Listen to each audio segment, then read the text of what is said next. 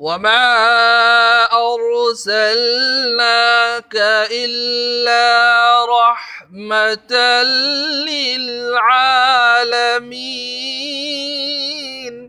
جان سے رسی سے باندھ لیتا ہے، ہر دم بس اسی کے خیال و ذکر میں ہوتا ہے، پھر ہر دنیا کی آفت سے وہ بچتا رہتا ہے، ہر حاسد کی نظر سے وہ بچتا رہتا ہے، ہر دشمن کی نظر سے وہ بچتا رہتا ہے، چاہے غیر ہو اپنا ہو، اللہ اس کی حفاظت کرتا رہتا ہے۔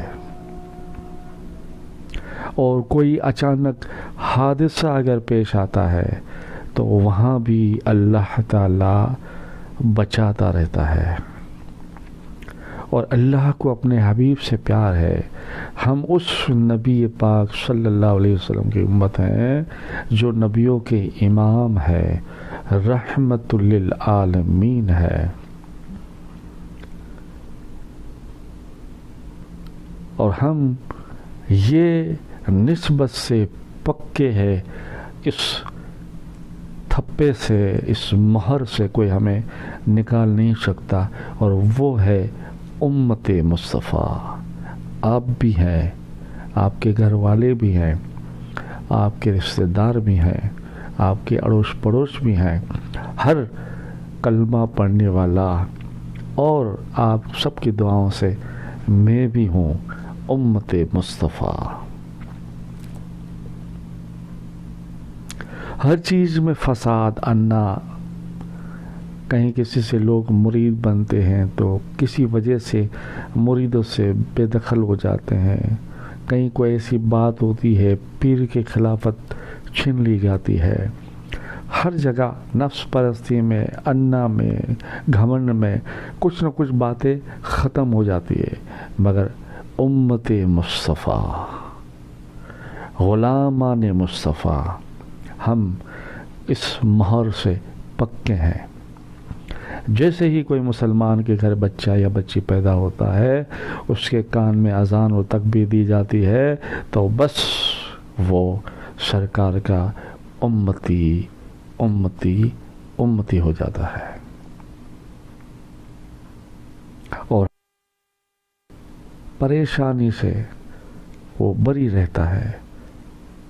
پھر اگر وہ مرد ہو، عورت ہو، بیٹی ہو، بیٹا ہو، نماز کی پابندی کرے، قرآن کا کبھی ایک رکوع پڑھ لے اور درود و سلام پڑھتے رہے، ماں باپ کی خدمت کرے، اپنے پیر کی خدمت کرے، دوسرے پیروں کی بھی عزت کریں،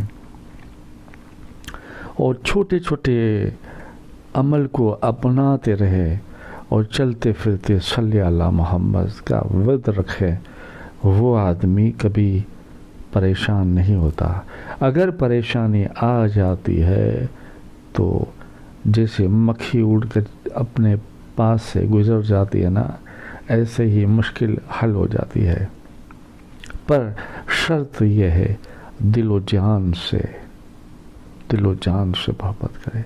اور درود و سلام کا میں کیا بتاؤں، آخری حصے میں بتاؤں گا کہ درود و سلام کا آخری فیض کیا ہے۔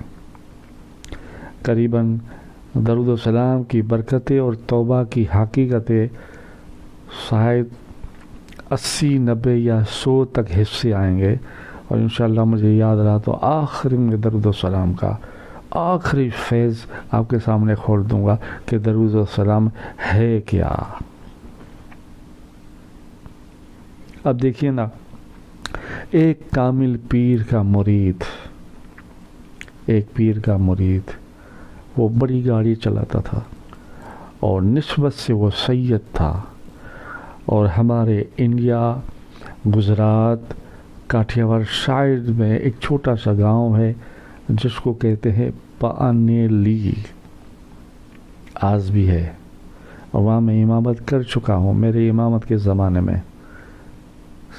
شاید 82 83 کے اندر ایک کامل پیر کے مرید تھے، وہ سید زادے تھے، وہ بڑی گاڑی چلاتے تھے، اور پیر صاحب نے اس کے دل میں اتنی محبت درود و سلام کی بھر دی تھی کہ وہ عاشق رسول ہو گیا تھا، وہ سید تو تھے ہی،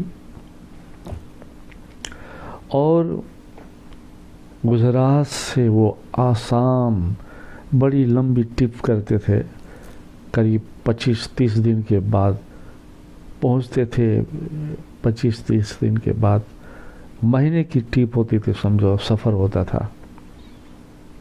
اور وہ بندہ درود کی کتاب رکھتا تھا، کبھی موقع ملتا، کبھی اس کی جگہ دوسرا کوئی ڈرائیور بیٹھتا تو درود بھی پڑھتا، نماز بھی پڑھتا۔ ایک مرتبہ کا ذکر ہے جو اس نے مجھے بتایا کہ میں مولانا صاحب، پیر صاحب،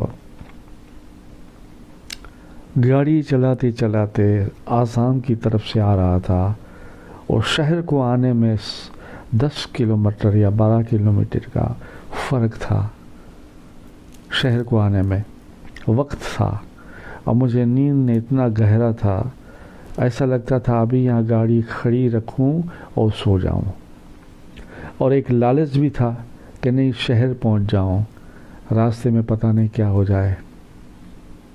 تو وہ اس ہمت سے میں گاڑی چلاتے چلاتے درود تو پڑھتا ہی تھا۔ اب اچانک نیند نے اتنا گہرا گھیر لیا کہ اچانک میری آنکھ لگ گئی، اور مجھے برابر یاد ہے 10 کلومیٹر 12 کلومیٹر جیسا کا شہر کو آنے میں وقت تھا۔ اب نیند نے اتنا گہر لیا کہ میری آنکھ لگ گئی، اور بالکل 10 کلومیٹر سے پہلے 2 کلومیٹر باقی رہا تو میری ڈرائیونگ سیٹ کے قریب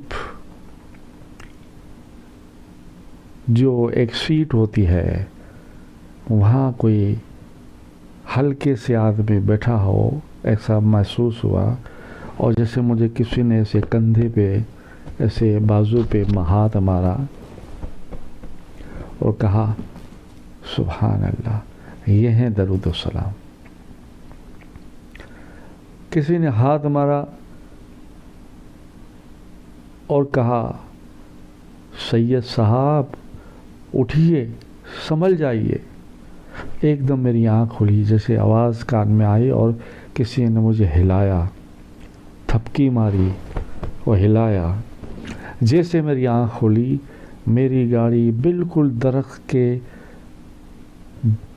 قریب جا کے ٹکرائی اور کھڑی ہو گئی، اور گاڑی میں خروش تک نہیں آئی، مجھے بھی نہیں لگا، ایک جھٹکا سا آیا۔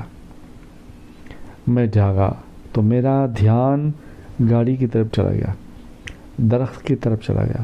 میں سوچنے لگا یار کیا ہو گیا؟ پھر خیال آیا ارے مجھے تھپکی دینے والے کوئی آدمی سفید لباس جیسے تھے، میں نے کسی کو بٹھایا تو نہیں تھا گاڑی میں، یہ ایسے کیسے آ گئے؟ دیکھنے گیا تو کوئی نہیں۔ سبحان اللہ، ارے یہ کیا ہو گیا؟ پھر جب اس نے اپنے پیر کامل کو بات کی کہ ایسا ایسا ہو گیا، تو پیر صاحب نے کہا یہ سب درود و سلام کی برکتیں ہیں، درود و سلام کی رحمتیں ہیں۔ جب ہم غافل ہوتے ہیں تو درود و سلام کے جو فرشتے ہوتے ہیں وہ ہماری حفاظت کرتے ہیں۔ ایسے تو کئی فرشتے ہماری جسم کی حفاظت کرتے ہیں، اس میں ہونٹوں پر رہنے والا درود و سلام کا فرشتہ ہے، پیشانی پہ بھی رہتا ہے، دائیں بائیں بھی رہتا ہے، وہ تو آپ کو معلوم ہے۔ ایسے 11، کسی کو 330 کیا کسی کو 200 الگ الگ فرشتے ڈیوٹی دیتے ہیں اور اس کی حفاظت کرتے ہیں، مگر شرط ہے امت مصطفیٰ ہو، کلمہ پڑھا ہو۔ اور ایک جگہ تو میں نے دیکھا کلمہ بھی نہیں پڑھا، صرف درود و سلام کا وظیفہ کرتا ہے غیر مسلم، پھر بھی درود و سلام کی برکت سے اس کی حفاظت ہوئی۔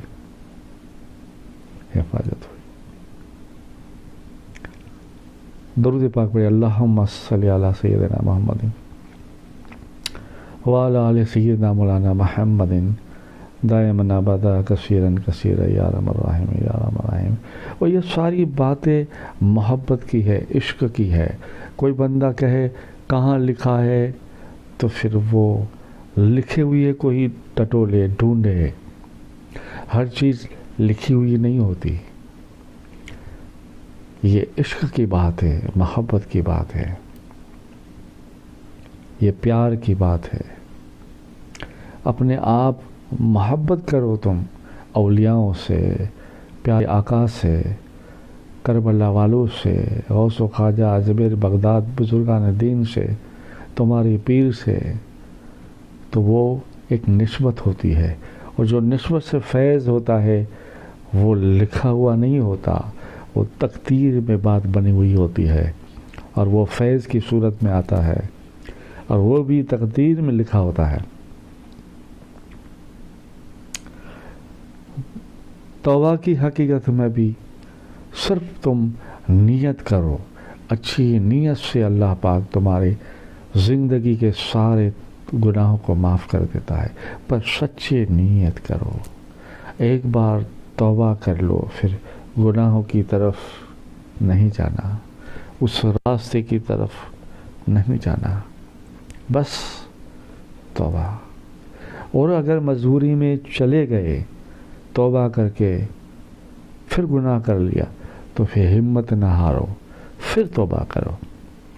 سرکار پاک صلی اللہ علیہ وسلم کی حدیث ہے، توبہ پہ توبہ، گناہ ہوا پھر توبہ، گناہ ہوا پھر توبہ، توبہ سے ہاتھ نہ کھینچو، توبہ سے مایوس نہ بنو، اللہ لا تقنطوا من رحمت اللہ، اللہ کہتا ہے میری رحمت سے نا امید بنو، توبہ کرو۔